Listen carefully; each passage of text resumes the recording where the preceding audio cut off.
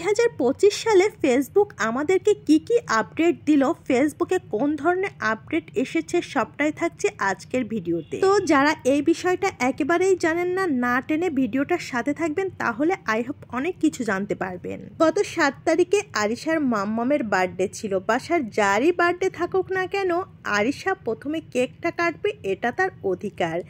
যাই হোক, ছোট বাচ্চা থাকলে এরকমই করে, এটাই স্বাভাবিক। কেমন আছেন সবাই? ওয়েলকাম করছি সঞ্জু টুকিটাকি থেকে, আমি সঞ্জিদা। নতুন একটা ব্লগ ভিডিওতে আপনাদের সবাইকে ওয়েলকাম। আজকে কিন্তু আপনাদের সাথে খুবই গুরুত্বপূর্ণ কিছু বিষয় নিয়ে কথা বলবো। আই হোপ ভিডিওটার সাথেই থাকবেন।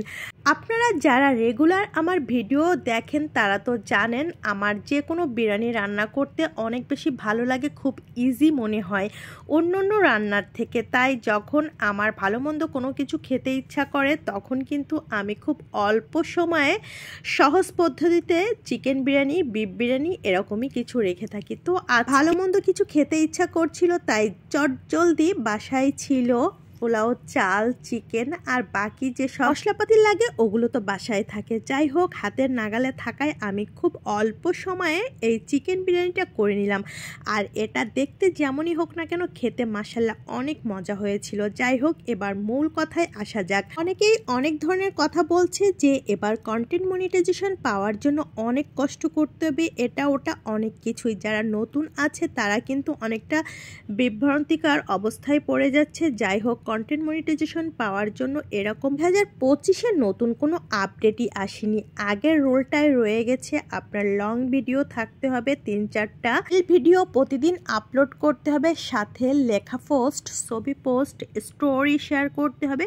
সপ্তাহে 2 থেকে 3 দিন আপনি যদি লাইভ করতে পারেন তাহলে অনেক বেশি ভালো। এরকমই কিছু কাজ করতে হবে। আর আপনাকে কোয়ালিটিপূর্ণ ভিডিও অবশ্যই তৈরি। কন্টেন্ট মনিটাইজেশন পাওয়ার ক্ষেত্রে আপনি যে কাজগুলো করতে পারবেন না, তার ভিতর অন্যতম হলো অন্যের কোনো ভিডিও নিয়ে আপনি কাজ করতে পারবেন না, মিউজিক অ্যাড করে আপনার কোনো রিল কিংবা বড় ভিডিও আপলোড করতে পারবেন না, কোনো রকম কোনো কপি ভিডিও নিজের পেজে থাকা যাবে না।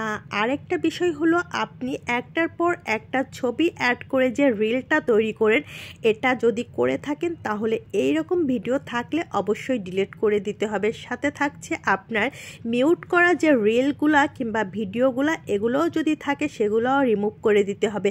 আপনি কখনো মিউট করা কোনো ভিডিও কিংবা রিল আপলোড করবেন না। আর একটার পর একটা ছবি লাগিয়েও কোনো কন্টেন্ট আপনি তৈরি করবেন না। জাস্ট এতটুকু নিয়ম পালন করলে হয়তো আপনি পেয়ে যেতে পারেন আপনার শখের কন্টেন্ট মনিটাইজেশন টুলসটা।